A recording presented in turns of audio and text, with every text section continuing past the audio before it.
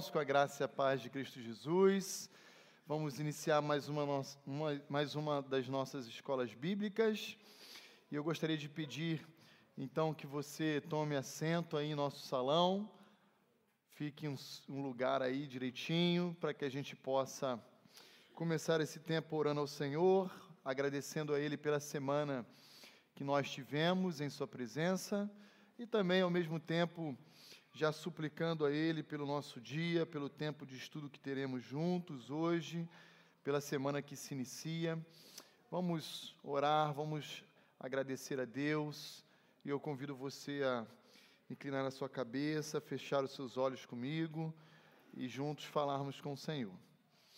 Ó Deus, obrigado por essa manhã agradável, obrigado por mais uma semana de lutas, correrias, mas que o Senhor nos abençoou, esteve conosco ao nosso lado a todo tempo, nos guardando, nos preservando, e nós somos gratos a Ti por isso.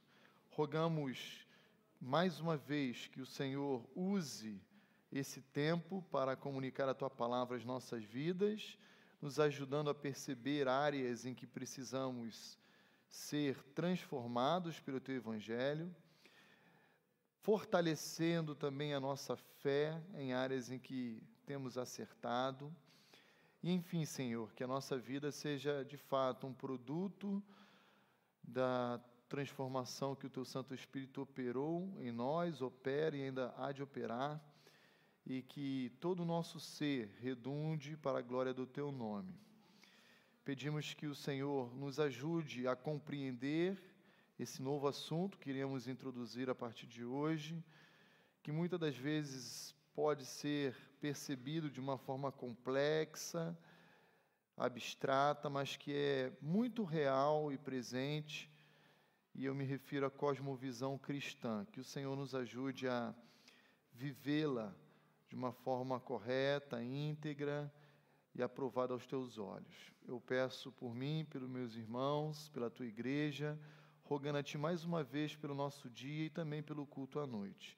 Em nome de Cristo Jesus que oramos ao Senhor. Amém. Muito bem, bom dia. Por favor, podem se achegar, podem tomar assento. Queridos irmãos, nós vamos voltar agora para a série Desafios Éticos à Vida Cristã Contemporânea. E não é que antes nós fizemos uma pausa, não foi esse o caso. A gente só deu a ênfase aos desafios da criação de filhos. E agora nós vamos retomar essa série normalmente, porque concluímos o mês da família. E se nós fôssemos ainda falar sobre criação de filhos, ficaríamos meses aí aprendendo, porque criar filhos é um mistério, né?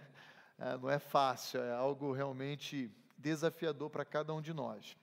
Mas hoje eu gostaria de estar pensando com os irmãos um pouquinho a respeito desse assunto que é bastante filosófico, abstrato e complexo em alguma medida, mas que eu quero tentar trazer aqui para os irmãos de forma prática, de forma, como eu posso dizer, concreta, real. Como é que a gente lida com esse assunto na nossa vida cristã? Eu me refiro à cosmovisão.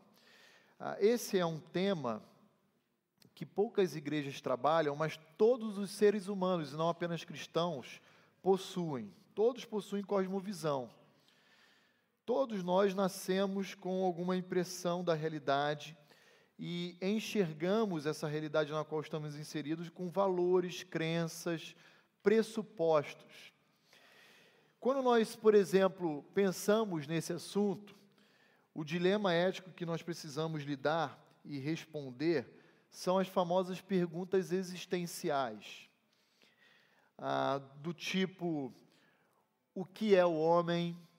Quem é Deus? De onde eu vim? Para onde eu vou? Essas perguntas básicas, né? Se alguém chegasse para você e perguntasse: quem é Deus? Você daria uma resposta. Agora, se eu parasse alguém ali na rua e perguntasse para uma outra pessoa quem Deus é, embora a pessoa seja a mesma, a resposta certamente seria diferente uma da outra.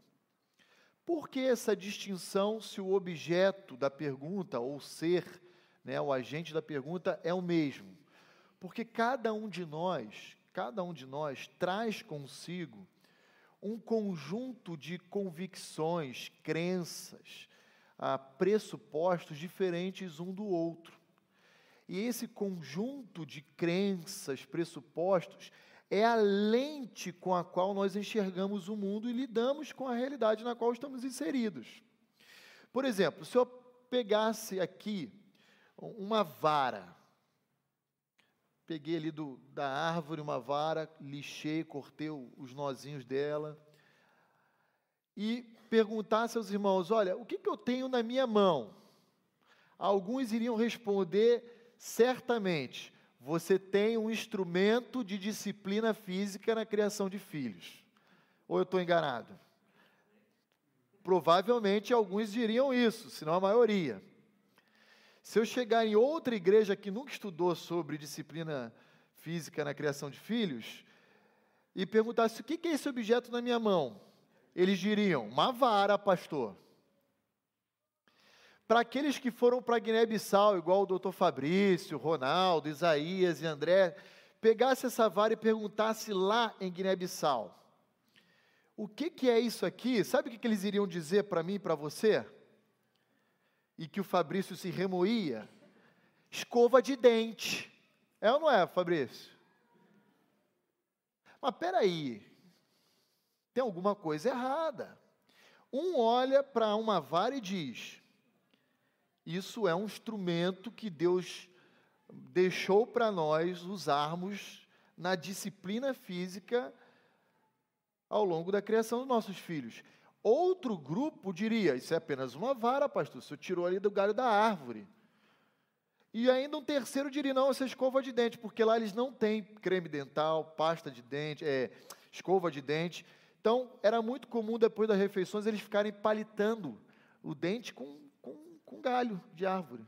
E ficavam lixando o dente assim, ó. É ou não é, Fabrício? Eu falei, Fabrício, que negócio é esse, Fabrício? Pastor, é a função que exerce a escova, né? Mas por que o mesmo objeto é concebido por cada um de nós de uma forma diferente? Isso tem a ver com o conjunto de pressupostos que cada um de nós temos. Se você lembra do início da sua vida conjugal, você recebeu uma determinada criação no seu lar. E o seu cônjuge, uma outra criação. E aí, na primeira semana de casado, depois que você volta da lua de mel, né, e agora sim você se estabelece na sua casa, você gosta de uma organização X e o seu cônjuge de uma organização Y. E aí dá o quê? Dá conflito. Porque você olha a sua cama, por exemplo, eu fui militar, então fui disciplinado. Chegava lá, acordava e a primeira coisa que eu fazia era arrumar a cama. Minha esposa não, ela acordava, ela ia direto para o banheiro, tomar banho para depois arrumar o quarto e as coisas. E aí nesse meio tempo, às vezes eu acordava, via que ela estava no banheiro e ela já tinha saído, fui na sala, acordava antes, né? Ela estava no banheiro tomando banho, eu voltava no quarto e a cama desarrumada, eu falava, que negócio é esse aqui? Mas por quê? Porque nós temos hábitos, convicções, pressupostos diferentes uns dos outros. E não é que necessariamente o meu modelo estava certo e o dela errado ou vice-versa. E tudo vai depender da maneira como nós enxergamos e lidamos com a realidade. Então, por exemplo, se você usar essa pergunta existencial amanhã no seu trabalho, para algum colega seu, do tipo, o que é o homem? Você pode ouvir de alguns indivíduos o seguinte, o homem é um ser evoluído que provém do macaco. É o que ensina hoje nas escolas. Já outros vão dizer, não, o ser humano é uma personalidade teomórfica, manifesta em estrutura. O cara é o teólogo. né? Ele vai usar expressões técnicas para dizer que é um ser criado por Deus. Outra pergunta, quem é Deus? Se eu perguntar a você, você vai dizer, Deus é o Senhor Criador do universo, majestoso, soberano, e você vai descrevê-lo pelos seus atributos. Mas se você perguntar a outras pessoas aí de fora, eles vão dizer, Deus é uma entidade fabricada pelo coração humano que deseja adorar alguma divindade. Quem disse isso, por exemplo, foi Friedrich Nietzsche, um filósofo ateu. Então diz Nietzsche que Deus é uma entidade fabricada pelo coração humano. Nietzsche diz isso em sua obra Deus morreu, né? A morte de Deus. De onde eu vim? Alguns vão dizer, do pó da terra. Outros vão dizer, do macaco. Para onde eu vou? Alguns vão dizer, você vai para o céu ou para o inferno.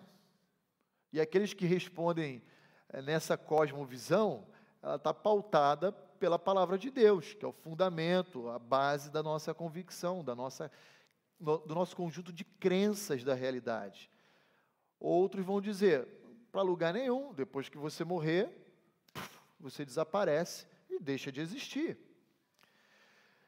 Portanto, qual é a cosmovisão correta para que a gente possa enxergar essa realidade na qual estamos inseridos de uma forma que a gente possa aproveitar adequadamente dela para a glória de Deus e para o bem-estar das suas criaturas? É a cosmovisão cristã, que é a cosmovisão pautada na palavra de Deus. Então vamos olhar um pouquinho. Se eu estiver sendo muito filosófico, por favor, levante sua mão, faça a sua pergunta, a sua consideração, que eu quero ao máximo tentar ser prático com os irmãos em relação a esse assunto. Então, eu queria apresentar para os irmãos um conceito de cosmovisão para a gente iniciar o nosso tempo aqui juntos. O que é uma cosmovisão? A palavra cosmos vem do grego, significa mundo, visão de mundo, portanto, maneira como eu enxergo a realidade na qual eu me encontro. Então, uma tentativa de definir aí com as minhas palavras, cosmovisão é a seguinte: é um conjunto de pressuposições que orientam a maneira como o indivíduo interpreta a realidade na qual ele está inserida e vai orientar a maneira como ele se relaciona com essa realidade. Mais uma vez, por que cada um de nós pensa diferente quando se trata de interpretar determinada situação ou objeto? Porque cada um de nós temos pressupostos distintos a respeito de determinado objeto ou assunto. Estamos aí passando aí um debate público sobre as reformas, né? Previdenciária, tributária, política. A questão é, há variedades de entendimento sobre esse assunto. Alguns vão dizer, não, a reforma previdenciária é necessária, senão o Brasil quebra. Outros especialistas da área da economia também vão dizer, e das ciências políticas, não é necessária coisa nenhuma. É só mexer em outras rubricas do gasto público que você equilibra as contas. Ainda há outros que vão dizer, é um mecanismo de poder, baseado na idade de vida do brasileiro, que tem aumentado a cada ano, a expectativa de vida, de poder fazer ele contribuir mais, e assim por diante. Mesma coisa com a reforma tributária, mesma coisa com a reforma política. Esses assuntos divergem. Por quê? Porque os pressupostos de cada um de nós são diferentes uns dos outros. Mas se nós estivermos fundamentados, todos nós, na palavra de Deus, então os nossos pressupostos serão iguais. E isso vai gerar em nós unidade de propósito e da maneira como enxergamos e lidamos com a nossa realidade. Então, tem aí uma breve definição, e eu queria dizer para os irmãos o seguinte: cosmovisão não é uma expressão teológica, muito menos bíblica. Essa é uma expressão que surge no século XVIII, é relativamente recente, E ela é utilizada pela primeira vez por um alemão filósofo chamado Immanuel Kant. Esse camarada, numa obra dele, de 1790, chamada Crítica do Juízo, ele vai falar como produto da sua época lá, que o movimento iluminista estava sendo desenvolvido, né, 1787, 89, mais ou menos, Revolução Francesa. Vai dizer o quê? Olha, nós precisamos romper com a razão humana, usar a razão humana para romper com o obscurantismo da Idade Medieval, que era baseada na fé. A fé está ultrapassada. Então, o homem, ele é um ser ativo no processo do saber, da aquisição de conhecimento. Portanto, é ele que dá sentido à sua existência. É ele que atribui valor à realidade. É ele que define o que é certo e o que é errado. Tudo isso passa pelo crivo da razão humana. A razão passa a ser a senhora do homem. Então, a fé não tem mais espaço na vida humana, especialmente no século XVIII adiante, né, que vai introduzir o período da Idade Moderna, como eles chamam. Então, a cosmovisão é uma terminologia que a teologia importou para mostrar para a Igreja de Cristo Jesus que todos nós, seres humanos, independente de serem crentes ou ímpios, possuem consigo um conjunto de convicções, de crenças, de pressupostos que vão nortear a sua vida e a minha vida. Já que todos temos esse conjunto de pressupostos, o que a Bíblia fala a respeito dele? E aí, esse é o tema do nosso próximo slide que você tem aí. E eu queria chamar a sua atenção para a sede da cosmovisão humana. Olha lá, e aí eu vou pedir a sua ajuda para abrir comigo a Bíblia em alguns textos. Então, quem puder ler para nós, abra lá em Provérbios 4, 23, e uma segunda pessoa em Marcos 7.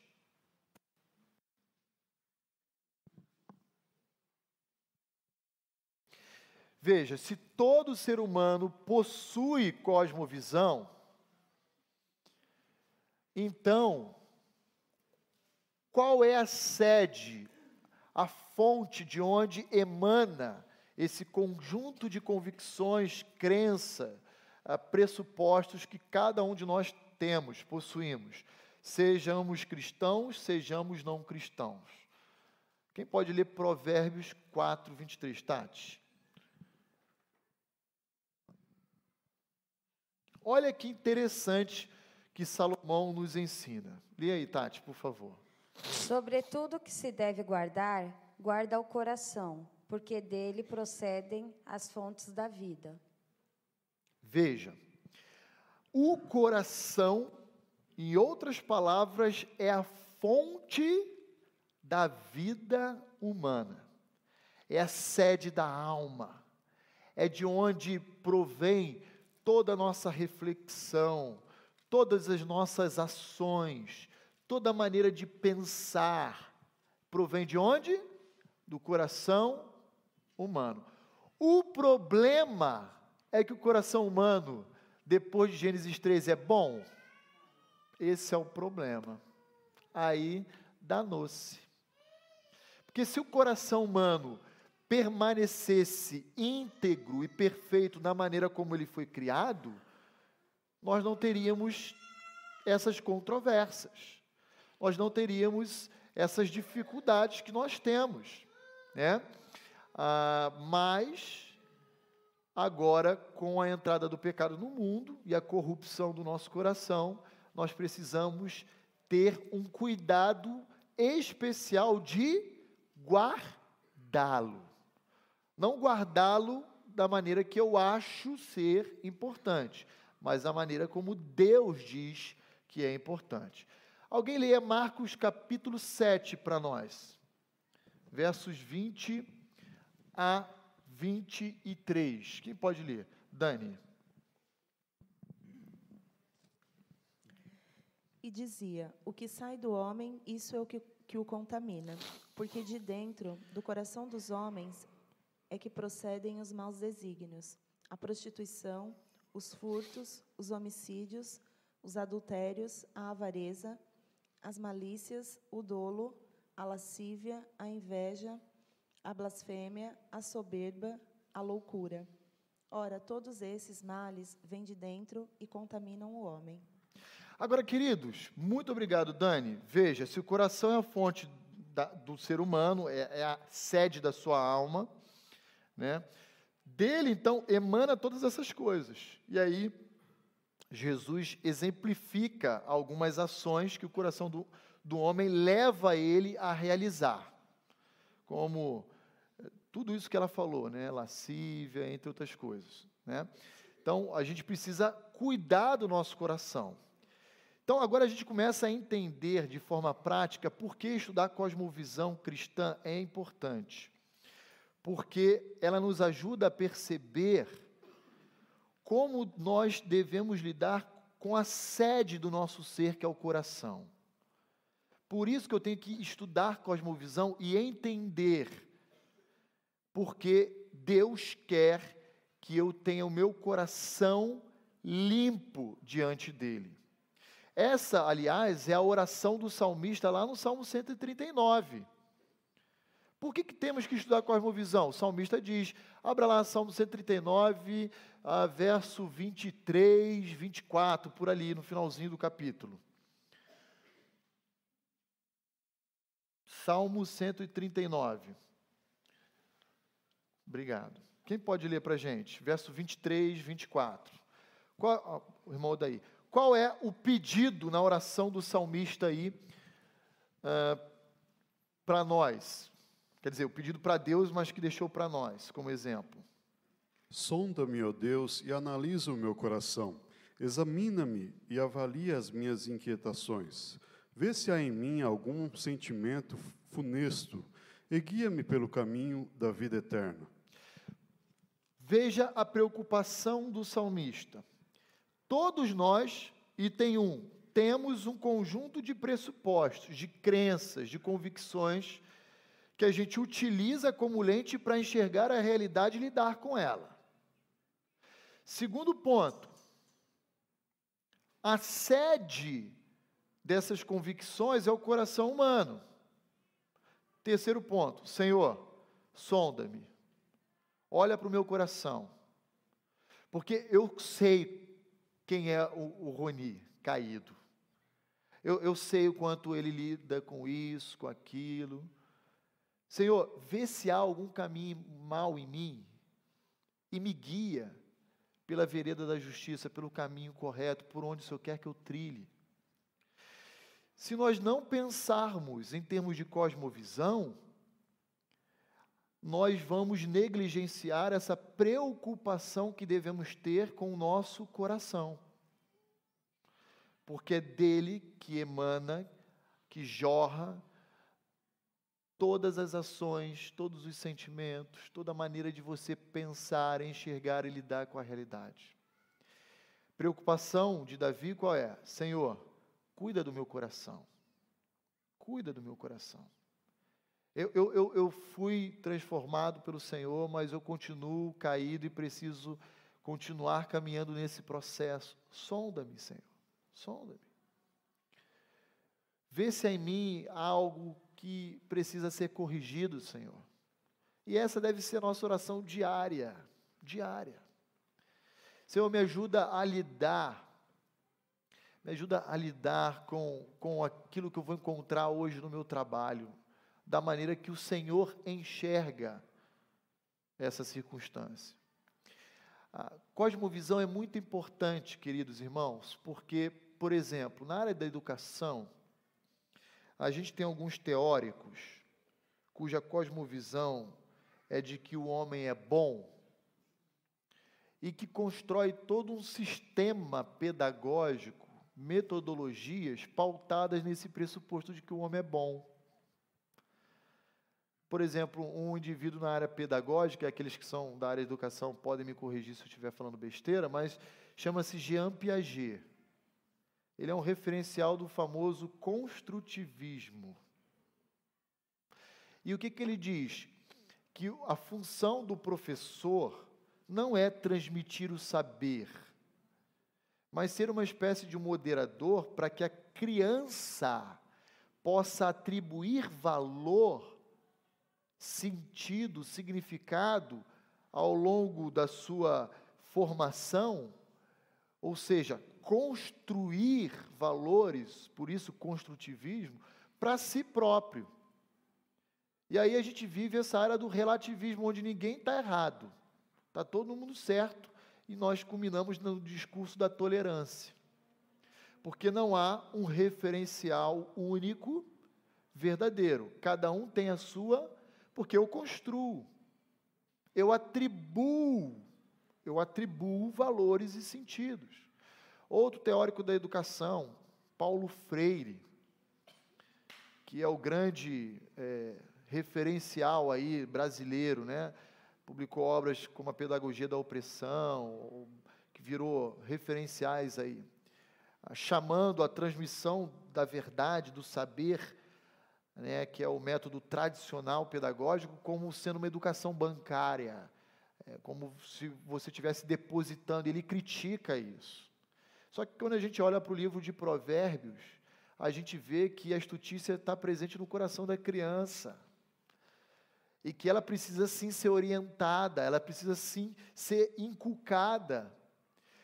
E por que há essa variedade de perspectivas em relação à educação, né, escolar dos nossos filhos? Porque há variedade de pressupostos, há variedades de maneiras de entender a realidade, e essa variedade, todas elas estão fora do que Deus diz a respeito da realidade.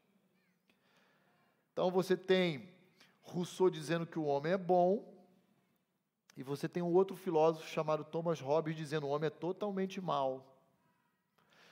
Você tem variedade de entender a realidade. A questão é, qual é a verdade, então? A verdade é aquilo como Deus diz que ela é. E nesse sentido, a nossa cosmovisão tem que ser cristã, fundamentada na palavra de Deus. Então, temos aí que todos os homens, indistintamente, possuem alguma cosmovisão, ainda que nem todas sejam verdadeiras. A maioria não é.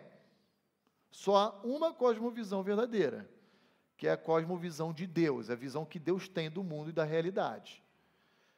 Muitas das vezes, eu falo sobre isso, não com essas palavras para a igreja, quando eu digo assim, todos nós temos impressões a respeito de determinado assunto, mas eu queria pedir a você que me ouve, que ouvisse o que a palavra de Deus diz sobre esse assunto, e ainda que a sua impressão seja diferente do que a palavra de Deus diz, fica com a palavra de Deus. Em outras palavras, estou dizendo, converta a sua cosmovisão à cosmovisão de Deus, à cosmovisão cristã. Porque as nossas cosmovisões podem sofrer, sem dúvida alguma, e devem sofrer transformações e mudanças. Tá bom? Tudo bem até aqui? Estou me fazendo claro, irmãos? Minha preocupação é ser prático com os irmãos, tá bom? Então, não quero apenas trazer aqui conceitos, quero trazer, sobretudo, aqui verdades que possam nos ajudar a compreender as nossas decisões e a nossa realidade, tá bom? Alguns vão dizer, pastor, em relação à cosmovisão, já que todos têm, é possível que ímpios possam ter uma cosmovisão cristã? Eu diria que parcialmente sim. E essa parcialidade de uma cosmovisão cristã, que o ímpio pode, inclusive, ter, é a expressão da graça comum. Por exemplo, existem ímpios cujo valor é a honestidade para si? Tem pessoas que não são crentes e são honestas. E tem cristãos cujo valor não é a honestidade? Aqui não. Tem. Significa que existem cristãos desonestos. Deixa eu só pegar aqui, onde está o microfone? Pode falar, Sônia. Mas muda o propósito, né? Porque, por exemplo, no curso de moralidade que nós estávamos fazendo lá na prefeitura, a pessoa vai querer ser honesta para que ela se sinta bem. Agora, nós, enquanto cristãos, nós vamos querer ser honestos para glorificar a Deus, né? Com outra motivação, como expressão da nossa obediência ao nosso Senhor. Somos honestos porque tememos a Ele que tudo vê. O ímpio normalmente não tem essa motivação, porque ele não se sente embaixo da autoridade do seu Criador. Ele está agindo como se independesse de Deus, né? Então, a nossa motivação é outra. Mas eu digo como cosmovisão, porque pode ser um valor, né? Por exemplo, existem pessoas descrentes que têm a família como valor e preza pela família. Com a mesma motivação que a nossa? Não, sem dúvida, porque ele não tem um relacionamento com Deus para ser norteado pela palavra de Deus, mas ele tem um valor pela família, ele honra, ele prestigia, ele privilegia. A honestidade, eu poderia dizer outros exemplos também, mas é fato que existem algumas pessoas que, inclusive, são mais justas do que, às vezes, cristãos, que não são tão justos assim como deveriam ser, e a cosmovisão cristã espera deles, né? Muito bem, então vamos prosseguir um pouquinho mais aqui. Sobre cosmovisão. Uma cosmovisão cristã é, então, aquela cujo pressuposto se encontra pautado na palavra de Deus. É o seu fundamento. E que afirma que nós estamos no mundo, mas nós não pertencemos ao mundo.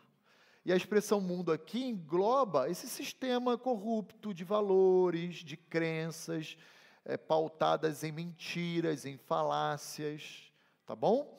E qual é a orientação bíblica, especialmente aqui no Evangelho de João, do próprio Senhor Jesus Cristo, em relação à nossa cosmovisão? Então, vou pedir que alguém abra lá em João capítulo 15 e leia para nós aí o verso 18 e 19.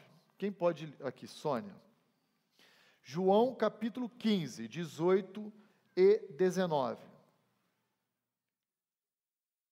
Se o mundo vos odeia, sabei que primeiro do que a vós outros me odiou a mim.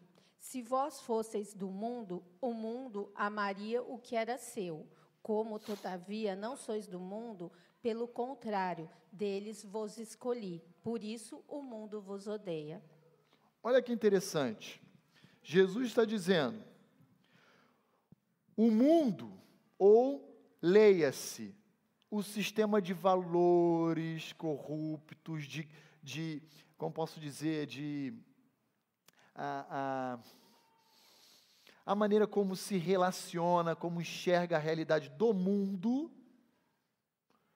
é totalmente oposta ao nosso modelo de enxergar e lidar com o mundo. Por isso o mundo odeia a mim e também vai odiar vocês. Porque a gente anda na contramão do sistema.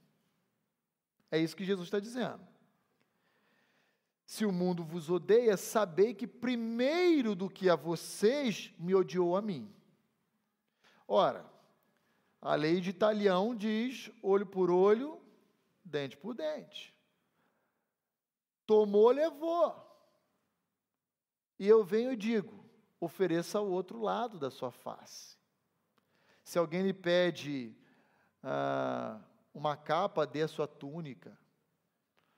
É totalmente o oposto do que o mundo prega. O mundo tem como cosmovisão o hedonismo, que é o que? A busca desenfreada pela satisfação própria dos seus prazeres, dos seus interesses. Hedonismo é diferente de egoísmo. Egoísmo é pensar apenas em si. Existe uma relação, mas o hedonismo tem a ver com a satisfação do meu interesse, que não deixa de ser um sentimento egoísta. Ok? Mas o mundo pensa assim. E quando o mundo começa a dizer, não, eu vou fazer uma boa ação, eles estão querendo se autopromover.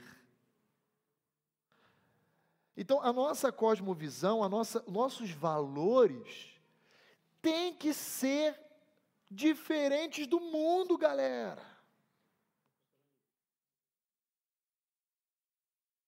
Aqui, Marcos, pode falar. Mesmo a gente sendo evangélico, a gente tem querendo alguma coisa em troca quando a gente faz o bem. Mesmo assim. Nós não podemos ter essa motivação. Mas temos. Podemos agir assim porque a nossa velha natureza permanece em nós. Mas quando nós vamos praticar o bem como obra de justiça, que Efésios 2:10 diz que Deus preparou de antemão para que andássemos nela, a gente tem que se policiar, a gente tem que olhar para o nosso coração e dizer a Deus: Senhor, eu quero fazer isso como expressão de gratidão e obediência ao Senhor. E não estou fazendo isso por busca de reconhecimento, por autopromoção. Eu não quero fazer essas coisas motivado por isso, porque se eu fizer dessa forma, eu não vou agradar a ti e vai ser um ato vão, sem valor. Então, é essa luta que nós temos que travar diariamente no nosso coração. E o ímpio? O ímpio nem pode buscar ajuda porque ele não tem o Espírito Santo. Então, não tem nem essa opção. Ele vai se entregar cada vez mais ao seu coração corrupto. Agora, qual é a importância disso? Jesus, o nosso Salvador, está dizendo: nós somos inimigo da cosmovisão que o mundo oferece, esse sistema de pressupostos, de crenças. E o que a igreja, os cristãos têm feito? Têm olhado para o mundo, admirado os valores do mundo e trazido para dentro da igreja. Não pode acontecer isso. Existem cristãos que priorizam, volto a dizer, sua profissão, seu salário, reconhecimento, tantas outras coisas que é própria do sistema do mundo, que quando vai olhar a cosmovisão cristã que prioriza a família está em cacos, está toda desestruturada. Quer ver um exemplo? Veja, a Bíblia diz, em relação ao ministério da mulher, que cuidar do marido e dos filhos é uma prioridade. A mulher pode trabalhar? Pode, desde que ela consiga conciliar o seu ministério. O mundo diz: que isso? Isso é machismo. Isso é machismo. Lembra lá de Simone de Beauvoir, que eu falei aqui no início de maio? Está oprimindo a mulher. Por isso a teologia judaica, a tradição judaico-cristã, ela é nociva para a formação, o desenvolvimento da mulher. Então, são pressupostos, são cosmovisões. Por isso Jesus diz: o mundo vos odeia, deveria odiar. Se você é amigão do mundo, tem problema nesse negócio. Não, só comentando isso que o senhor falou, quando a gente viu ali a definição de cosmovisão, é a forma como eu me relaciono com a realidade. Então, na verdade, eu posso ter uma cosmovisão teórica, mas a minha verdadeira cosmovisão é o que eu pratico no dia a dia, e não o que eu digo crer, mas é o que eu faço, né? Então, eu posso ter uma cosmovisão teórica cristã, mas viver uma cosmovisão mundana, é isso aí. Parabéns, meu amigo, você saiu na frente, mas eu vou voltar ainda, viu? É exatamente isso aí, Israel, é exatamente isso. Uma coisa é a cosmovisão teórica, a verbalização do que eu creio, outra coisa é a cosmovisão prática, e muitas das vezes a gente se vê num conflito de cosmovisões. Uma coisa é o discurso, a outra é a prática, e a gente tem que se policiar para não cair naquele jargão do faça o que eu falo, mas não faça o que eu faço. A gente tem que ser coerente. A gente precisa caminhar de acordo com a nossa convicção. E, inclusive, estar disposto a pagar o preço por ela. Porque é muito fácil dizer que a família é prioridade. E aí chega lá o teu chefe e fala: vou te dar uma promoção, você vai morar nos Estados Unidos, mas não estou nem aí para a tua família. E aí o cara fala, não, mas peraí, que oportunidade, né, de crescer profissionalmente. O cara fala para a esposa assim, ó, eu vou ficar só 3 anos lá, depois eu volto, você fica aqui cuidando das crianças, eu mando dinheiro. Que tipo de prática condizente com a teoria ele tem? Não precisa voltar. Isso seria até uma coisa, vamos dizer, alguns pensam, o problema é que estão se perdendo por coisas menores. Sim, sem dúvida, sem dúvida. Não é um bom caminho. E sim, não, eu quero ficar na minha casa. Sim. Vou ficar descansando no meu sofá, não quero. Sim. Tem crente cuja cosmovisão do domingo é dia do descanso. Está errado, porque biblicamente é sábado, não é domingo, né? Descansa sábado. Até está errado nisso também. E aí faz o quê? Domingo não vem na EBD, porque, domingo, né, eu vou descansar, é o único dia que eu tenho para acordar mais tarde. E à noite? Não, à noite está frio, quero ficar em casa, amanhã vou trabalhar, tenho que acordar cedo. Sempre tem uma cosmovisão do famoso jeitinho. Agora, é verdade, Roberval, eu estou dando um caso assim gritante para saltar os nossos olhos. Mas tem muitas questões menores. Mas creiam, o que eu vou falar, isso também não é tão incomum assim na igreja. A minha esposa, quando ela estava fazendo o doutorado dela na USP, e nós morávamos em São Paulo, ela tinha uma amiga de laboratório que a professora chegou para ela e chegou para a amiga e falou, olha, surgiram 2 vagas aqui para fazer, inclusive, um pós-doc fora, e no caso da colega dela, um doc, um doutorado lá nos Estados Unidos ou na França, não lembro, e é o famoso sanduíche, faz uma parte fora e uma parte dentro do Brasil. A amiga dela, crente, numa igreja em São Paulo, recém-casada, falou, eu vou. Foi, conversou com o marido falou que não trabalhava, falou, não tem como largar meu emprego para seguir nisso, ficar 6 meses fora, não tenho licença para isso, esquece. Foi, quando voltou, estava sem marido. Passou por cima, inclusive, do conselho do marido. A Glaucia sabe, pode sair daqui e perguntar a ela lá. Por quê? Teoricamente, a cosmovisão cristã que essa pessoa deveria possuir é o quê? A família tendo ela como um grande valor. E na prática? Aí entra o conflito. Na prática, ela foi seduzida por uma possibilidade de estudar fora, ganhar uma bolsa em dólar e tal, em euro, não lembro e tal, e ter um mega currículo. Pior é quando coloca isso como Deus quis, né? E ainda fala assim, que bênção, Deus colocou isso na minha vida.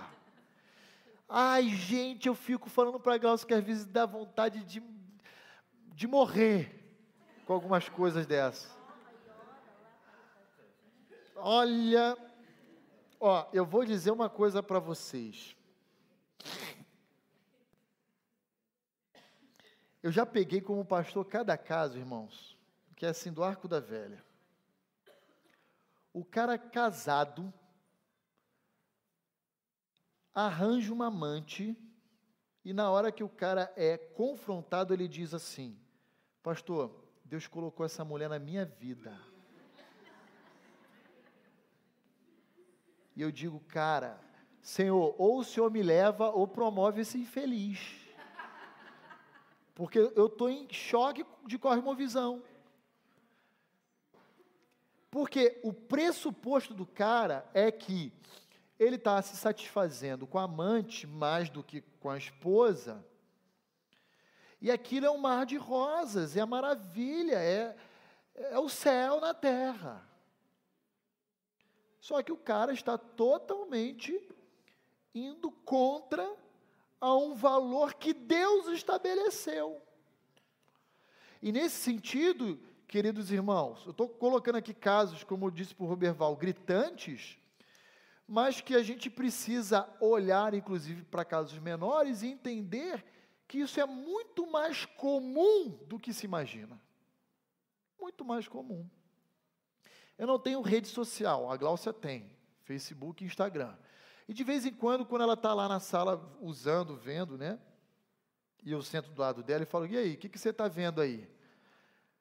Aí aparecem umas publicações, umas postagens que dá até arrepio.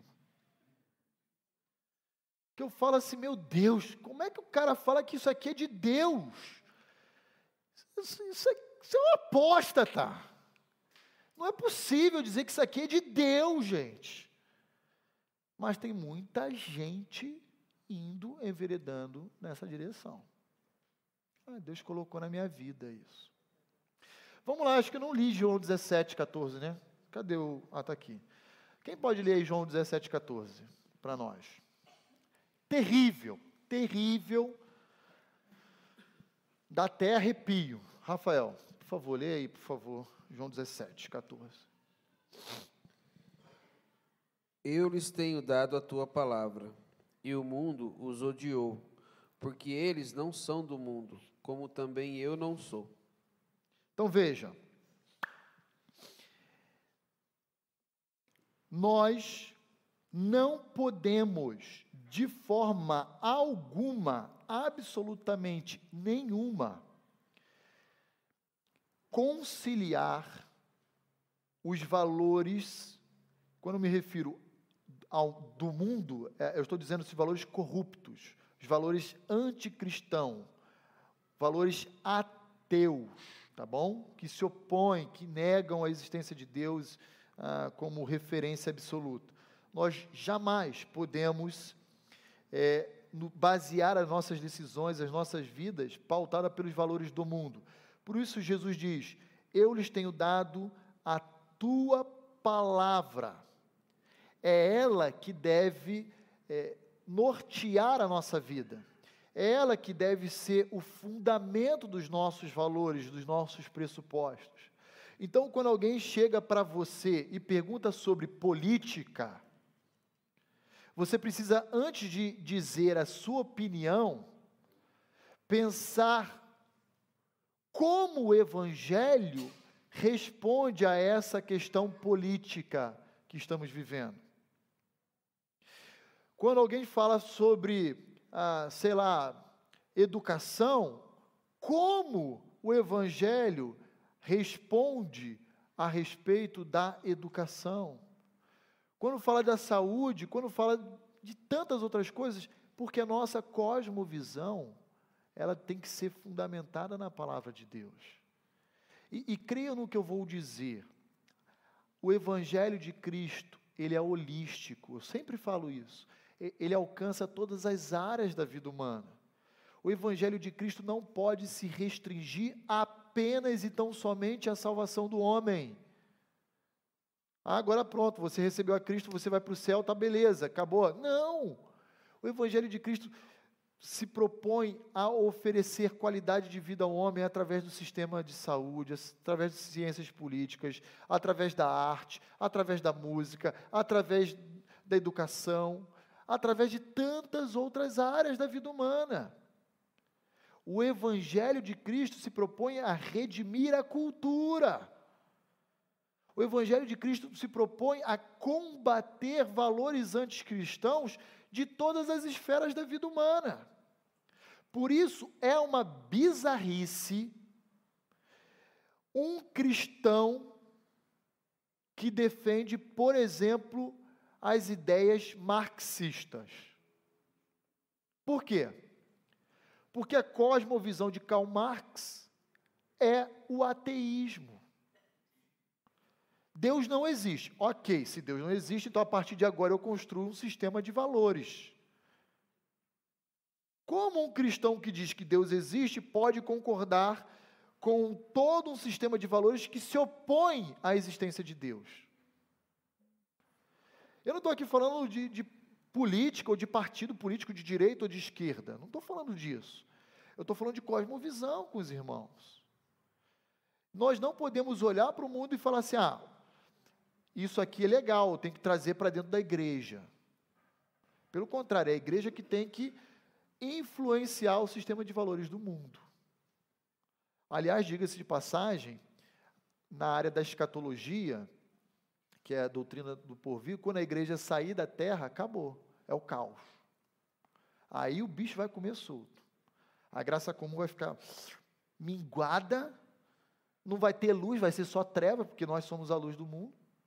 Aí imagina o caos que vai ser instaurado aqui na Terra, e vai ser efetivamente instaurado. Vamos fazer um intervalo de 10 minutos, 10 minutos apenas, e aí a gente volta, tá? Queridos, 10 minutos, vamos retomar aqui o nosso assunto. Cosmovisão, portanto, uma proposta de definição, é um conjunto de valores, de convicções, de crenças, de pressupostos que todo ser humano possui. Contudo, os indivíduos que já sofreram, experimentaram de uma conversão, deve ter a sua cosmovisão transformada, de forma que os seus valores, o conjunto de pressupostos que ele passa a possuir, se opõe ao modelo anticristão que o mundo oferece. E quando isso não acontece, nós temos uma cosmovisão em conflitos. Tá bom? Temos conflitos de cosmovisão. Pastor, é possível que um crente verdadeiramente salvo, ele continue guardando ou mantendo valores, pressupostos anticristãos? Sim, porque o processo de salvação, ele é um ato, mas o de santificação é um processo em que nós vamos, a cada dia, teoricamente, matando a nossa velha natureza e dando lugar à ação do Espírito Santo em nossas vidas. Por isso, por exemplo, Romanos 12, 2, diz o quê? Lembra lá de Romanos 12? Abra lá comigo em Romanos 12. Leia lá para nós. Não tinha nem programado aí no slide esse texto. Aqui, irmã Carmelita, por favor, diga para nós. Alegrai-vos na esperança, sede pacientes na tribulação, perseverai na oração. Não, Romanos. A senhora está em Filipenses? Romanos 12? 12. Peraí, então. Eu que estou... Não, peraí. De vez em quando a minha memória falha, gente. Peraí. 12, 2. Isso. É esse mesmo que eu pedi, não foi? Ou eu falei errado? 12, 2. Ela leu 12, 1. Ó. Ah, ela leu 12, 12. Entendi. Não, perdão. Então eu me expressei mal. Perdão, é o 12, 2. E não vos conformeis com este mundo. Isso. Mas transformai-vos pela renovação do vosso entendimento, para que experimenteis qual seja a boa, agradável e perfeita vontade de Deus. Então veja, quando Paulo diz em Romanos 12, 2, para sermos transformados e não nos conformarmos, essa expressãozinha conforme, é aquela expressãozinha que eu sempre me remete à figura de um bolo. As irmãs aí que são boleiras sabem o que eu vou dizer. Você bate lá o bolo, né, a massa, aí você joga na forma e leva ao fogo para assar, não é assim? Quando você tira ali 40 minutos depois do forno, e você untou lá a forma e tal, e você vira, qual é a imagem que você tem do bolo? Exatamente da forma que ele assume dentro da forma no qual ele foi inserido. Então, não assuma a forma do mundo, transforme a sua mente. Por que isso? A nossa cosmovisão tem que ser pautada pela Escritura Sagrada. E aí eu quero lembrar você, e vou pedir que outra pessoa leia para nós, 2 Coríntios, capítulo 10. E aqui talvez seja o versículo-chave que eu gostaria de mencionar para os irmãos a respeito de cosmovisão cristã. 2 Coríntios 10, verso 4 e 5, foi um verso muito utilizado na Reforma, especialmente por Lutero. E eu quero mencionar o finalzinho do verso 5, mas alguém leia para nós, a irmã Leia, por favor, 10, verso 4 e 5. Porque as armas da nossa milícia não são carnais, e sim poderosas em Deus para destruir fortalezas, anulando sofismas e toda altivez que se levante contra o conhecimento de Deus, Agora presta atenção nessa parte final. e levando cativo todo pensamento à obediência de Cristo. A cosmovisão cristã, ou seja, o sistema de valores, convicções, verdades em que nós acreditamos, tem que ser levada em cativo, né? Todo o pensamento à obediência de Cristo. É literalmente submeter a palavra de Deus. Não importa o que eu acho que é certo. Não interessa a maneira como eu cheguei a determinada conclusão pelo uso da lógica. Se ela se opõe à obediência de Cristo, ao valor de Deus, então eu tenho que levar cativo o meu pensamento, eu tenho que submeter ele à obediência de Cristo.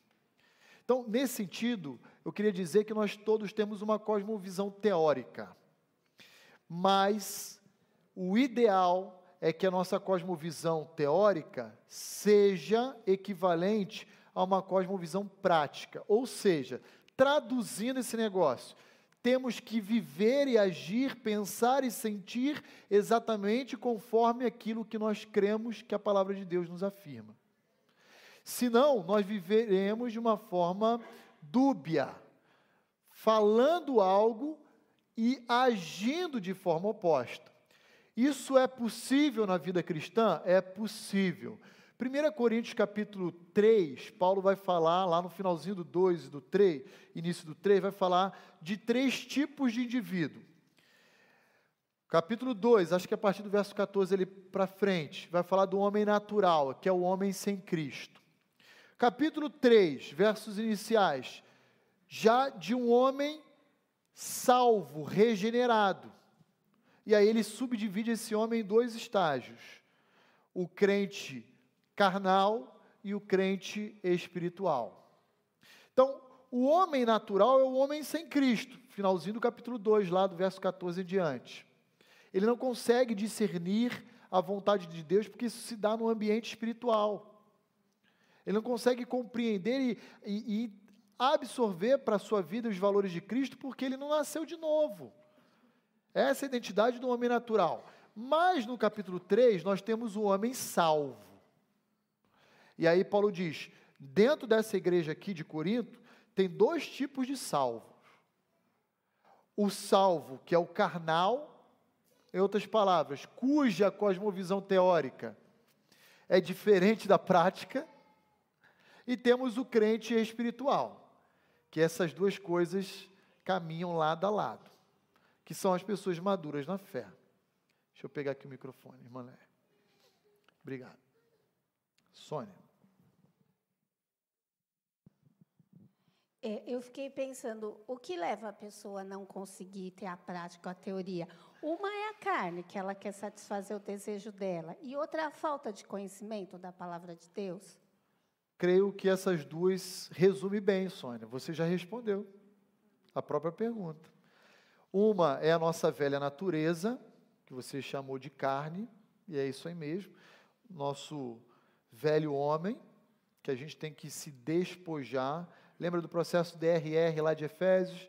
Se revestir, né, do novo homem. Agora, outra tem a ver por ignorância, pelo desconhecimento do assunto. Então, vou dar um exemplo. Isso não acontece na vida nova. Mas aquela pessoa que não costuma contribuir financeiramente com a sua igreja local. Será que seria por ignorância, por desconhecimento do que Deus espera dela? Ou será pela dureza do coração dela? Talvez os 2. Talvez mais pela dureza do que pela ignorância. Ou talvez só, em alguns casos, pela ignorância do que pela dureza. Estou pegando aqui exemplos aleatórios, tá? Para mostrar o quê? Que, infelizmente, existe uma dicotomia, um divórcio ali entre o discurso e a prática. Um exemplo que eu posso dar, acho que um é o meu mesmo. Tem algumas ações minhas que eu não conseguia. E quando eu aprendi que Deus é soberano e que até as coisas, tudo, mudou muita coisa depois daquele estudo que nós fizemos da soberania de Deus. Amém. Mudou muita coisa, assim, porque aí eu entendi, assim, eu até queria, tinha situações que eu falava, Deus, me ajuda, eu quero obedecer nisso. Mas eu não entendia a soberania de Deus, essa coisa assim. Deus, eu tinha mais medo do diabo do que de Deus. Então, aí era muito difícil para mim conseguir praticar algumas coisas. Sim. E continuará sendo em algumas outras áreas. Sempre será para mim e para você, enquanto a gente não for glorificado. Essa semana, conversando com um amigo, eu conversando com ele, eu percebi que ele estava muito ressentido, amargurado, por algumas questões que não foram resolvidas. E eu disse, você precisa conversar e tratar essas coisas. Ele tem o conhecimento teórico, a cosmovisão. Cristo manda, é um imperativo, a gente tem que perdoar, amar. Não pode ficar guardando isso no seu coração. Tem que resolver. E na prática? Ele está lutando. Ele falou, Roni, todo dia eu preciso acordar, pedir a Deus graça para perdoar o meu ofensor. E ainda assim eu não consigo. Eu falei, eu sei que você não consegue. Você se tornou escravo do seu ofensor, percebo no seu discurso. E ele falou, é exatamente isso que aconteceu comigo. Então, a gente vai lutar. E lutar significa demonstrar maturidade. O problema não é você estar lutando. O problema é aqueles que nem querer entrar na luta, eles querem. Estão entregues. Esse é um problema. Não, eu sei o que é certo e eu sei o que eu quero fazer. É a cosmovisão teórica, é o discurso e não é a prática. Aí a gente vê aí aberrações, né? Acontecendo dentro, inclusive, da Igreja de Cristo. Agora, isso não é novidade, isso já existia muitos anos atrás, no primeiro século, quando a igreja surgiu. Quer ver um exemplo? Abra lá comigo 1 Timóteo 5:8. Olha um exemplo de cosmovisão teórica, divorciada de uma cosmovisão prática, de uma cosmovisão aqui falando cristã. Tá? Agora eu estou falando do âmbito de crentes. Quem pode ler 1 Timóteo 5:8?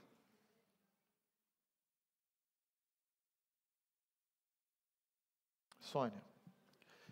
Lê aí para nós, por favor. Ora, se alguém não tem cuidado dos seus, especialmente dos da própria casa, tem negado a fé e é pior do que o descrente. Você conhece o contexto de 1 Timóteo 5. A igreja de Éfeso está assistindo viúvas, pobres. E aí Paulo dá uma orientação para Timóteo. Timóteo, as viúvas que têm filhos devem ser cuidadas pelos filhos para não sobrecarregar a igreja. E as viúvas que estão só na vida, sem filhos, parentes, então a igreja tem a obrigação de acolher e assisti-las. Agora, não permita que aquelas viúvas que tenha filhos, filhas, a igreja também cuide, porque senão a igreja quebra. Não é papel da igreja, tem que ser papel da família. Aí, Paulo chega no verso 8 dizendo o seguinte, como a Sônia disse, leu para nós, se alguém não tem cuidado dos seus, especialmente os da própria casa, ou seja, pode ser família lato sensu, pais, avós, tios, primos, e especialmente marido, esposa, filhos da própria casa, ele tem negado a fé e é pior do que o descrente. Por que ele nega a fé e é pior do que o descrente? Porque ele pega a palavra e diz, Deus quer que você faça isso. E no dia a dia, ele faz o contrário. Né? A família é um valor para Deus? Sim. Por isso nós precisamos prestigiar, cuidar, preservar a nossa família. Só que eu pego um valor de Deus e falo. Na prática, eu pego esse valor e jogo no lixo. Esse cara é pior do que o descrente. Por quê? Porque o descrente não tem compromisso nenhum com família. Então, se ele desprezar a família, ele está fazendo algo próprio do que pertence ao conjunto de valores dele. Pelo menos esse cara está sendo coerente. E nós, incoerentes. Isso é um conflito. 1 Timóteo 5,8 eu falei, Tito 1,16. Abra lá, Tito 1,16.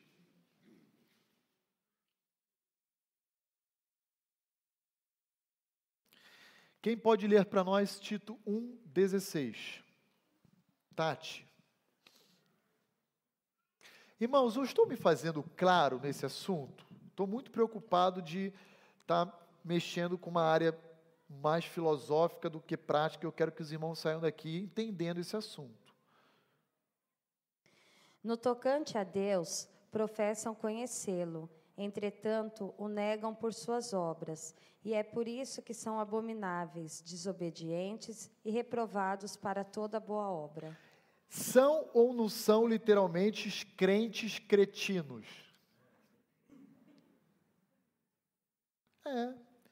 O texto que a Tati acabou de ler diz, no tocante a Deus, professam conhecê-lo. Não, Deus é o meu Senhor, é o Senhor da minha vida. Mas, no tocante às obras, o negam. É por isso que são abomináveis, desobedientes e reprovados para toda boa obra. Em outras palavras, o que Paulo está dizendo a Tito é: faça o que você professa, seja pelo menos coerente. Mesmo que você tenha que lutar com áreas na vida que ainda precisam se render a Cristo, que precisa se converter. Isso faz parte, você não é diferente de ninguém. Pastor Roni não é diferente de você, porque é pastor, então ele está blindado. Quem dera. Eu tenho que lidar diariamente com o meu coração. E creiam, às vezes eu subo nesse púlpito aqui, orando a Deus, falando: Senhor, tem misericórdia de mim, porque tem tantas áreas que eu preciso trabalhar na minha vida, e eu não quero ser tido pelo Senhor como hipócrita, em nenhuma delas. Por quê? Porque, sumiu. Aí, pronto. Porque nós precisamos ter uma cosmovisão cristã teórica compatível com a prática. Mais um texto e eu passo para o próximo ponto. Pois não. Pode ler, Marcos. Lê aqui para a gente, 1,15, de Tito, né? Por favor. Todas as coisas são puras para os puros, mas nada é puro para os contaminados e infiéis. Antes, o seu entendimento e consciência estão contaminados. Perfeito. Mais uma vez, a questão da coerência, né? Para os de fora, você valorizar, por exemplo, a família é algo fora da curva, porque o valor deles não é isso, não é muito comum. Para nós, isso é comum, mas o problema é esse conflito. Um acha algo puro, o outro acha impuro, e fica nesse debate aí. 1 João 2, versos 15 a 17. Olha aí comigo, outra orientação que o apóstolo João dá à igreja dispersa pela Ásia. 1 João 2, de 15 a 17. Quem pode ler? Célia, por favor. Não amem o mundo nem o que nele há. Se alguém amar o mundo, o amor do Pai não está nele. Pois tudo o que há no mundo, a cobiça da carne, a cobiça dos olhos e a ostentação dos bens, não provém do Pai, mas do mundo. O mundo e a sua cobiça passam, mas aqueles que fazem a vontade de Deus permanecem para sempre. Olha que texto extremamente atual. Não amem o mundo. Em outras palavras, não é o universo criado por Deus, são os valores presentes no mundo. Não amem essas coisas. Parem de querer olhar para fora, achando que a sabedoria de Deus está presente nela. Parem de querer olhar para fora e achar que lá fora tem coisas atraentes e saudáveis, interessantes para você e para mim. Não tem. Não tem. Você vai pegar, você vai olhar igual aquela fábula lá da Bela Adormecida, né? É Bela Adormecida? Que tem lá aquela maçã bem bonita, branca de neve, olha como é que eu estou mal. Aí você tem lá vermelhinha, lindinha, brilhando, refletindo, e você vai dar uma mordida. Mas está com gosto terrível porque está envenenado. É assim, o mundo faz isso com a gente. É a cosmovisão deles. E depois não vai dizer que não sabia. Não vai dizer que não sabia. Sabia sim. Jesus já tinha 2000 anos atrás falado. João, Pedro, Paulo, entre outros apóstolos já tinham ensinado. Não ame esse negócio. Por quê? Olha como que se resume, no texto que a Célia acabou de ler para nós, a cosmovisão do mundo. Concupiscência da carne, prazeres, ostentação, satisfação.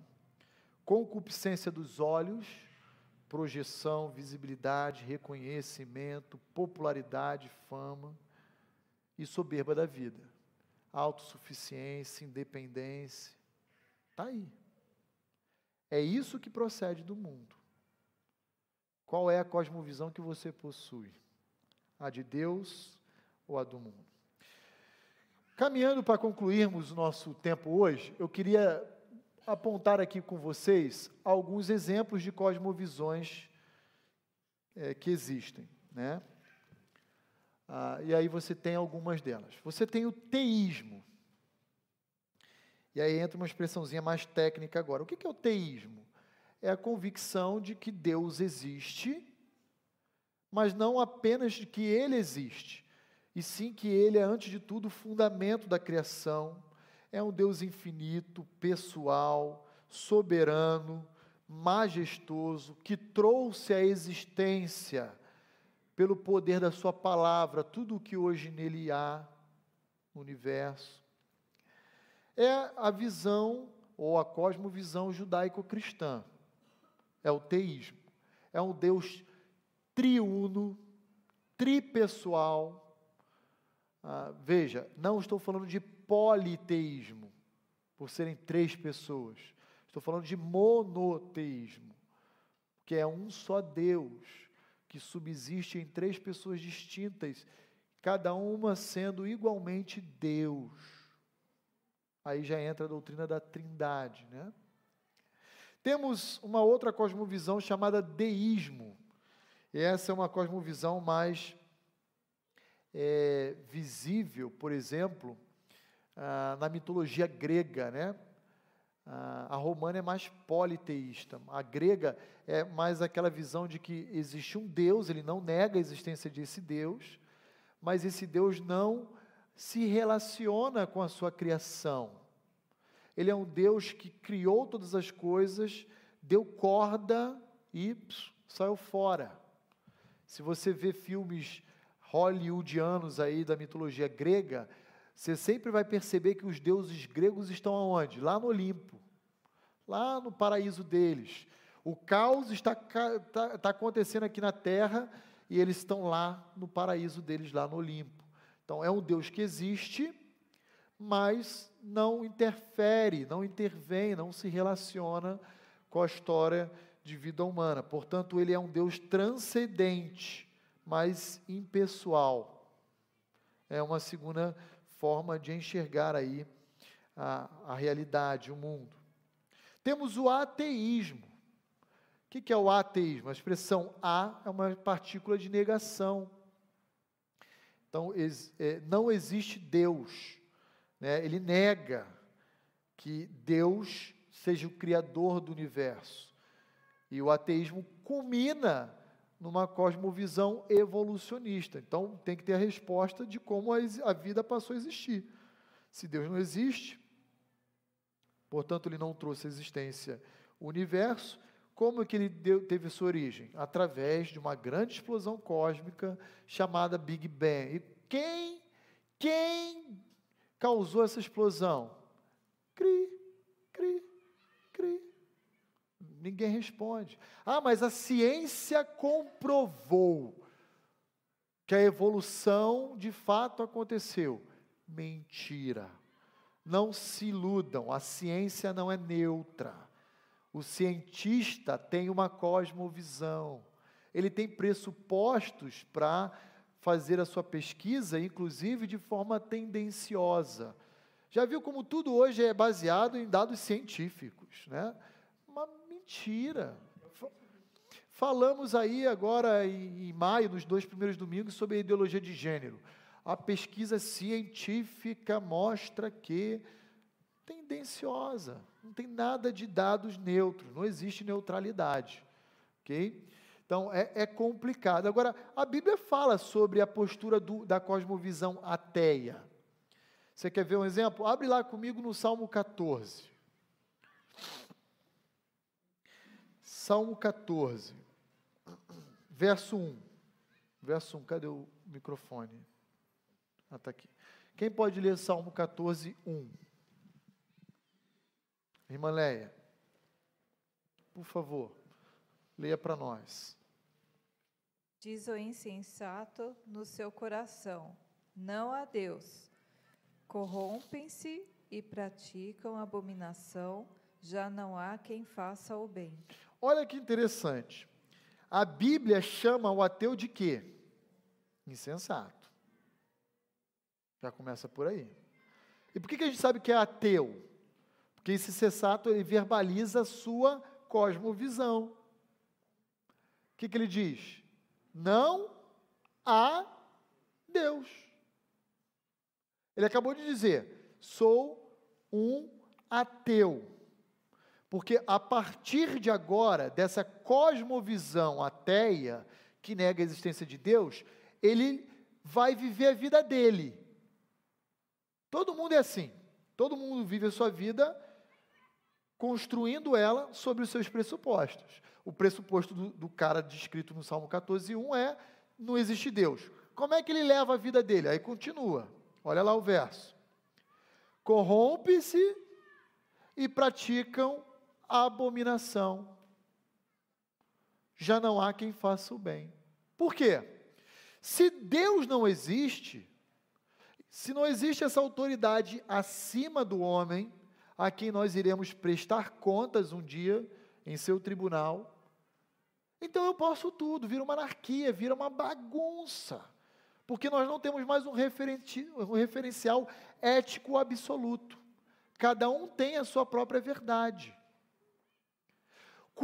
Olha como isso é profundo, queridos, profissionais da educação, aqui presentes. Quando Paulo Freire, Jean Piaget, entre outros teóricos da educação, dizem assim: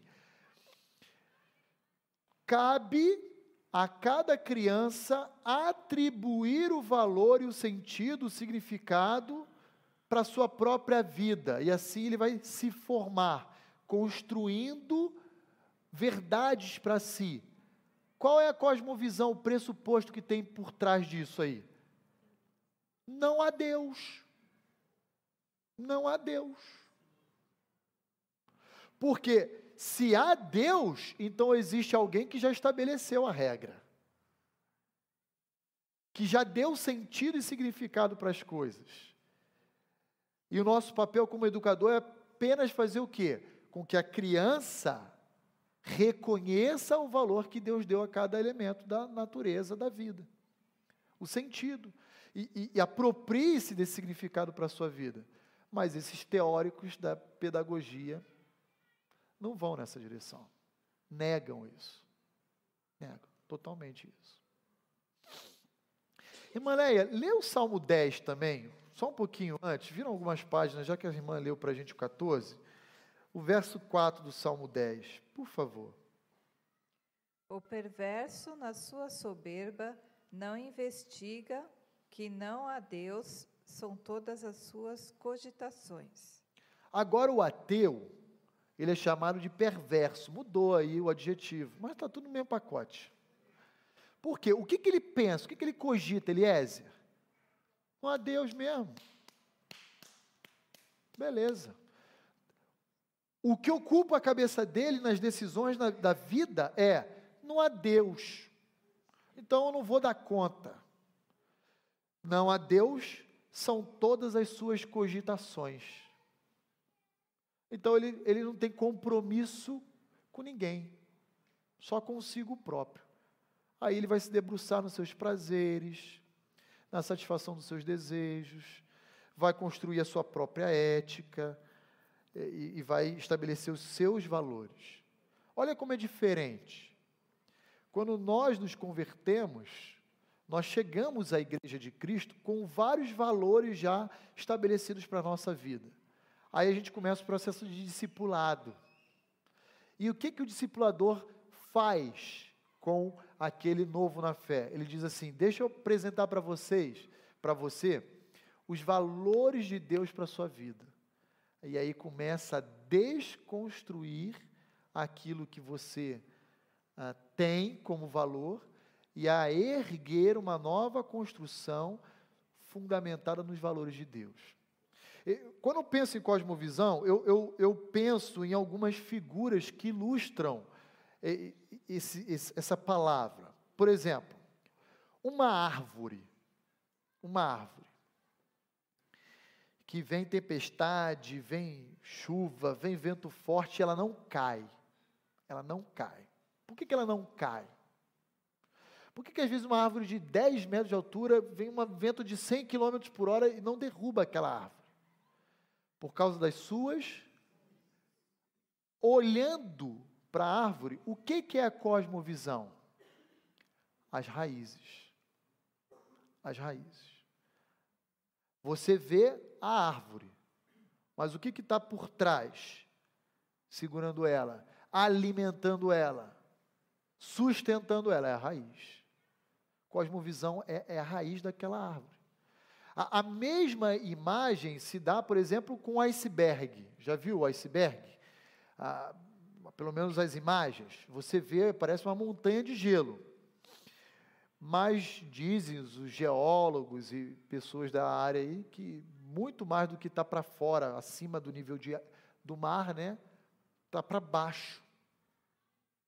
O iceberg é aquela pontinha para fora da água. A cosmovisão é toda a base que está submersa no mar. É mais ou menos isso. A mesma coisa, nós vamos começar a nossa obra. E o primeiro passo, o que a gente precisa fazer? As fundações. Você vai olhar daqui, espero, alguns meses, que fé, né? Nem anos, né? Um novo salão para a gente cultuar a Deus juntos. Você vai falar, poxa, pastor, que bênção, que salão bonito que Deus nos deu. Em vez de criticar, fala isso, vai. Dá uma palavra de encorajamento, não sei nem como é que vai ficar o negócio, mas não critica não. Fala, olha, pastor, que bênção. Mas antes daquele salão novo estar erguido, o que a gente precisa fazer? Fundação, tem que cortar o terreno, lançar viga, concreto, né? Então, a cosmovisão é isso. A boca fala o que o coração... Jesus disse isso, né? Mas o que é o coração? A sede da cosmovisão. Então, vejam, irmãos, precisamos, e o meu objetivo com esse tempo hoje aqui com os irmãos, é chamar a sua atenção, não é para informações teóricas, mas práticas. De tudo isso, o que eu preciso cuidar? É do meu coração. Eu preciso, e eu gostaria que com essa aula você saísse daqui e pensasse ao longo do seu dia ou da semana, e quais são os valores da sua vida. O que você tem por inegociável, que você preza, que você sustenta, que você não abre mão. E veja como esses valores estão sendo percebidos em diferentes áreas da sua vida. E vejam se esses valores estão alinhados com os valores de Deus. A coloração que Deus dá ao mundo. Eu posso pegar aqui um papel, eu lembro que quando era criança, às vezes na classinha Cordeirinho de Jesus, nós brincávamos lá com papel celofane, celofane, né?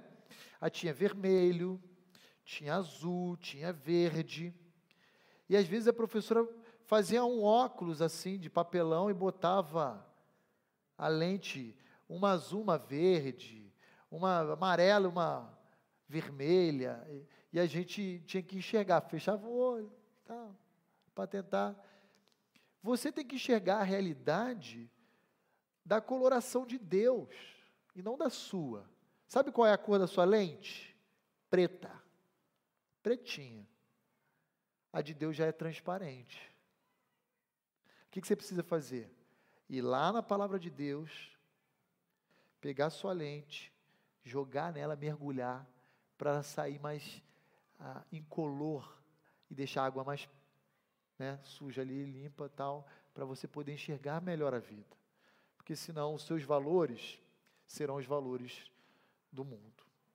Muito bem. E temos aí mais uma cosmovisão, a famosa cosmovisão panteísta. O que é a expressão panteísta? Pan é tudo, todo, teísmo, Deus. Então, Deus está em tudo e em todos. Sabe quais grupos muito conhecidos têm essa visão panteísta? Por exemplo, Greenpeace. O que é o Greenpeace? É aquele movimento, aquele grupo lá, aquela ONG, não sei como é que se classifica esse grupo, que quer cuidar da natureza, né, do verde, green, né? E aí ele fala o quê? Eles falam até no discurso da famosa mãe natureza. Já viu isso? É uma cosmovisão. É uma cosmovisão ateísta. Eles não negam a existência de Deus, mas eles dizem que Deus está em tudo, inclusive na natureza. Por isso você não pode derrubar uma árvore. Por quê? Porque a árvore é Deus. Não, mas eu derrubo uma e planto duas da mesma espécie. Não, não tem isso. A árvore é Deus. E nesse sentido, por exemplo, você tem o famoso hinduísmo, lá da região da Índia, né? Ali é muito forte o hinduísmo. Lá você pode comer carne de vaca.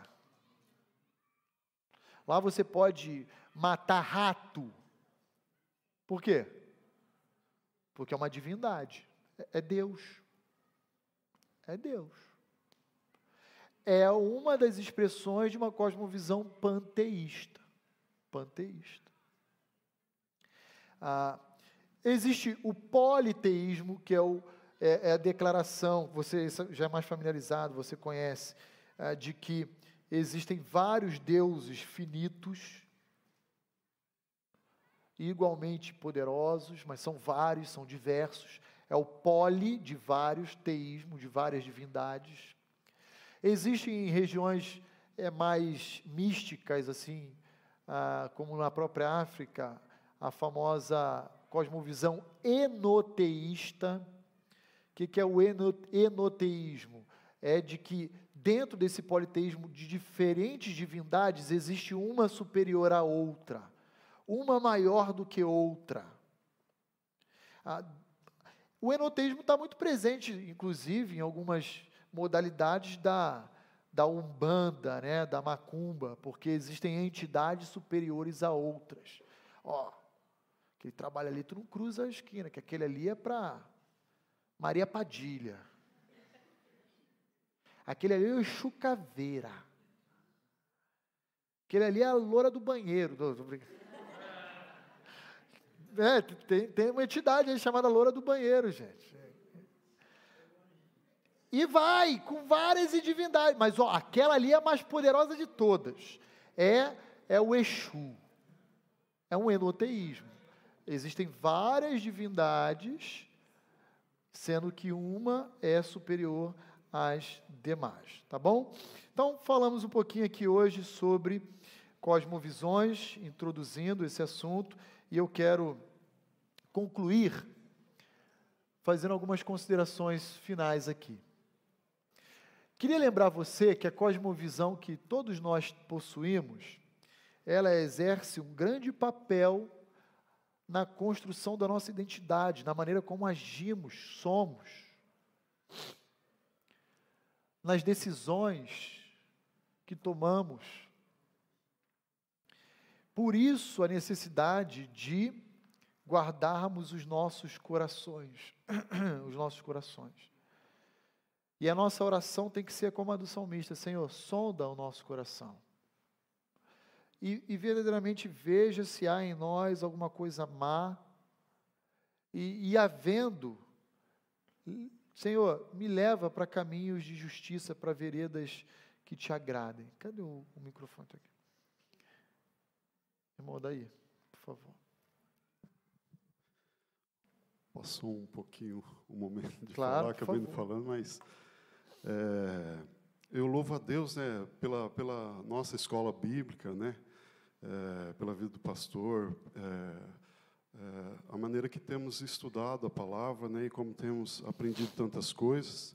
E quero colocar também assim que é uma coisa tão simples que requer da gente, né, diariamente estar buscando em casa, né, ter esse tempo com a palavra de Deus, conhecer cada dia mais a Deus para estar alinhado com a cosmovisão dele, né?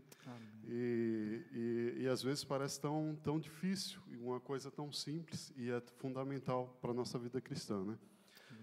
Jesus, o Senhor Jesus, quando estava sendo tentado no deserto, Satanás usava a palavra de Deus, né? E o Senhor rebatia com a verdade, com a verdadeira intenção, né, na visão de Deus, né, no desejo de Deus. E a gente vê que Satanás, ele trabalha dessa maneira, né? Ele mistura a verdade com a mentira para enganar, né? Distorce, né? E eu encontro alguns irmãos em Cristo e eu pergunto, né, tem escola bíblica lá na sua igreja, tudo? E eles respondem que não, né? Não tem escola bíblica. Então, se não tem escola bíblica, será que, né, no dia a dia tem a palavra de Deus? E a gente vê tantas igrejas, né, e é complicado nesse sentido, assim, dessa enganação, né? Como que à medida que vamos estudando a palavra de Deus, às vezes chega tão sorrateiro certas verdades misturadas com a mentira que pode enganar. Imagina se você não tem o conhecimento com a palavra, né? Então, que nem o pastor citou aqui, Paulo falando aos Coríntios, do crente carnal, crente espiritual, de se alimentar, né, da palavra. Então, dessa importância. Então, eu só queria fazer essa colocação, né, de louvar a Deus pela sua palavra e pedir pela sua misericórdia para que possamos, né, a cada dia nos alimentar realmente com alimento sólido. Amém. Irmãos, pegando o gancho do que o irmão daí falou, se você quiser, fique à vontade, levanta do seu lugar e olha aí para esse salão bonito aqui, olha aí para trás, olha aí, faz um giro de 360 graus, olha quanta gente, e só gente bonita, Marcos, olha a cosmovisão do pastor, só gente linda. Irmãos, isso aqui, hoje, que o irmão Odaí falou, é uma verdade. Muitas igrejas não estão mais tendo tempo de estudo como esse, que nós temos e prezamos. As poucas que ainda possuem escola bíblica dominical, eu estou falando isso não é para o nosso orgulho, não. Por favor, não me entendam mal, por favor. As poucas que ainda possuem não tratam assuntos dessa natureza. Eu tenho certeza que muitos que aqui entraram hoje nunca tinham ouvido falar essa expressão, mas estão saindo sabendo assim, poxa, eu sempre soube desse assunto, esse assunto não é novo, mas eu não sabia qual essa terminologia e abordagem. Por quê? Porque todos nós temos uma cosmovisão. Até o ímpio tem, que é esse conjunto de pressupostos. Agora, esse é um assunto que não é normalmente trabalhado em igrejas. Alguns cursos teológicos trabalham, mas a abordagem é muito mais filosófica do que bíblica. Como eu disse no início da aula, cosmovisão não é um conceito teológico, muito menos bíblico, mas a gente encontra o respaldo e o fundamento nele. Então, queridos, prezem por isso. Prezem por essa escola bíblica, pelo tempo de culto, pelo seu grupo pequeno, se envolva, se engaje, participe. Sabe por quê? Só quem cresce é você, sou eu. E como às vezes é triste a gente ver que a gente às vezes oferece oportunidade de crescimento e pessoas negligenciam, né? Por quê? Porque a cosmovisão delas não é a mesma que a nossa. César, você ia falar, né? Deixa eu pegar só o microfone aqui para poder. No início da aula, pastor, o senhor comentou que essa questão do conflito da cosmovisão da prática com a teoria, ela é mais comum nas igrejas do que a gente imagina. E durante a aula eu comecei a pensar nessa situação, né? Uhum. E, na verdade, o que a gente vê é o seguinte: hoje nós estamos abordando esse tema. Isso aí. Então, estava até conversando com o irmão Bernardo ali no intervalo, né? Ele até comentou, eu dessa idade estou vindo aqui na igreja, estou aprendendo sobre cosmovisão, coisa que eu nunca tinha ouvido falar, né? E a gente está aprendendo. Então, a oportunidade da gente estar na escola dominical é sempre essa, de você estar ouvindo um assunto que é novo no sentido, você já até conhece por outros nomes e tal, mas que, de repente, você tem uma visão melhor agora, né? E eu estava pensando o seguinte: hoje a gente tem igrejas que às vezes não tocam nesse assunto. Eu achei até bacana da sua parte trazer isso para nós, porque abre esse campo de discussão para nós, né? Uhum. E o que a gente vê, tem visto, acompanhado, é o seguinte: realmente isso é mais comum nas igrejas do que a gente imagina, porque hoje você tem igrejas que pregam a palavra, que pregam a doutrina da Batista e tudo, né? Mas que tem visões distorcidas de algumas coisas. Você quer ver uma coisa? Tem igrejas que nós passamos que você fala em submissão, é um problema. Uhum.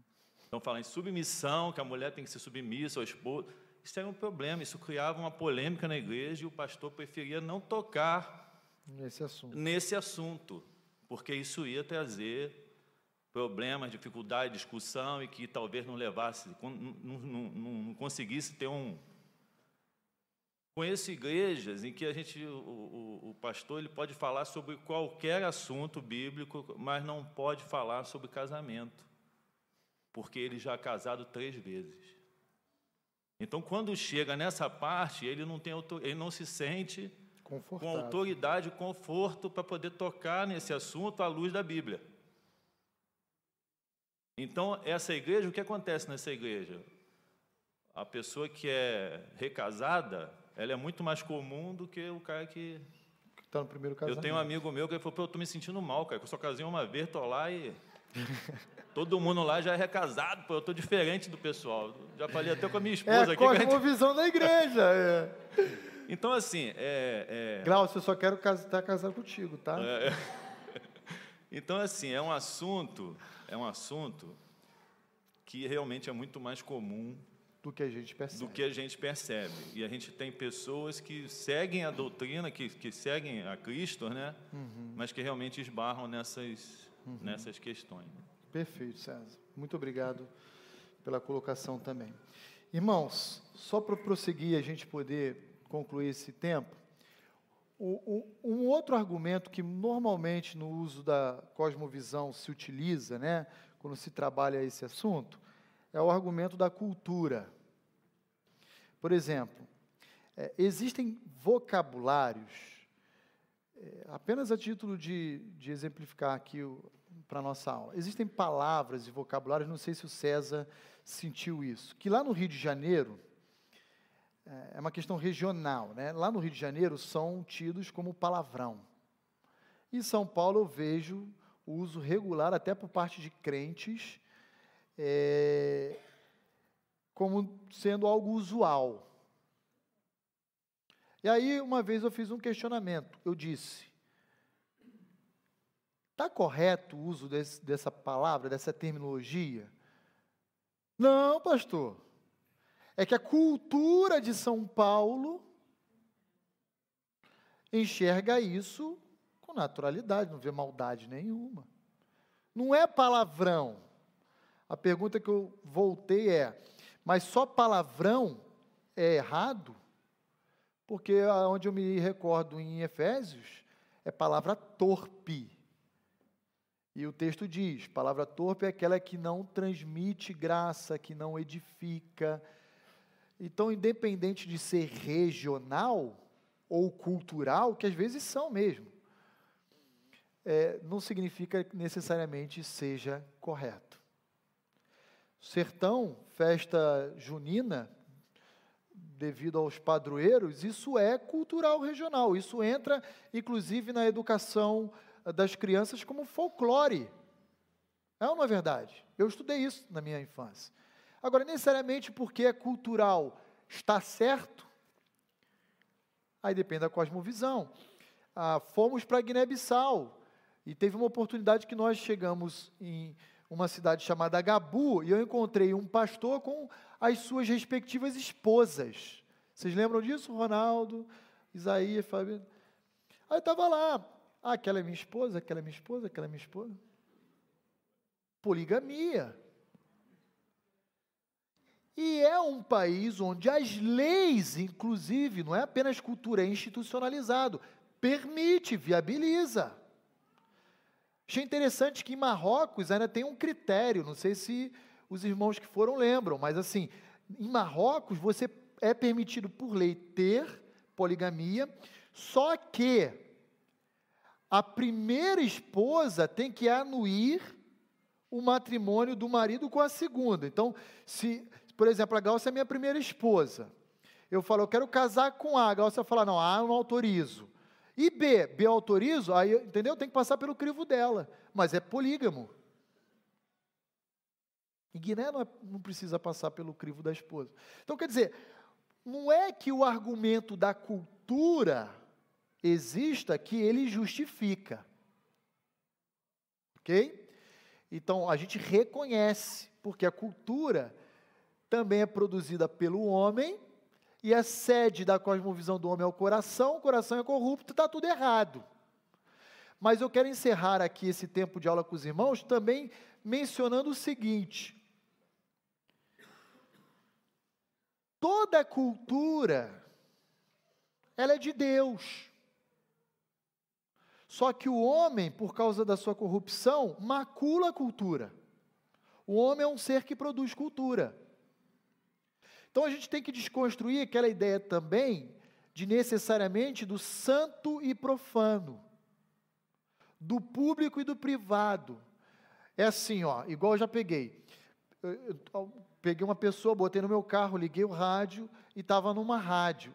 Ô pastor, o senhor ouve música do mundo? Eu falo, do mundo? O que você quer dizer por do mundo? Que faz apologia a esses sistemas de valores corruptos, depravados e morais? Isso eu não ouço. Mas veja, eu vou pegar um exemplo. Amigo é coisa para se guardar no lado esquerdo do peito. Pecado, porque não é música gospel. Porque não foi a banda gospel X que gravou. Agora, eu sei que falando o que eu estou falando, eu estou correndo risco de tomar uma pedrada. Eu sei disso, eu estou consciente disso. Mas eu preciso mexer, não evitar o confronto. Eu preciso tocar na ferida e dizer, nós temos que, com a nossa cosmovisão cristã, construir filtros para entender que isso é errado e isso é certo como expressão da graça comum de Deus, mesmo no meio ímpio. Pastor, tem a música gospel, às vezes você está ouvindo, tem contradição. Cantores gospels hoje, misericórdia também. Tem uma tem uma porção de banda aí que está na banda de lá do que de cá. Então, queridos, quando a gente mexe nesse assunto, é um negócio que eu sei que é casa de marimbondo também, gera desdobramento, mas precisa pensar. Veja, não é porque se eu for no teatro municipal, uma vez eu fui com a minha esposa, a gente foi assistir uma peça, O Lago do Cisne, não foi, amor? Teatro municipal que a gente foi, isso.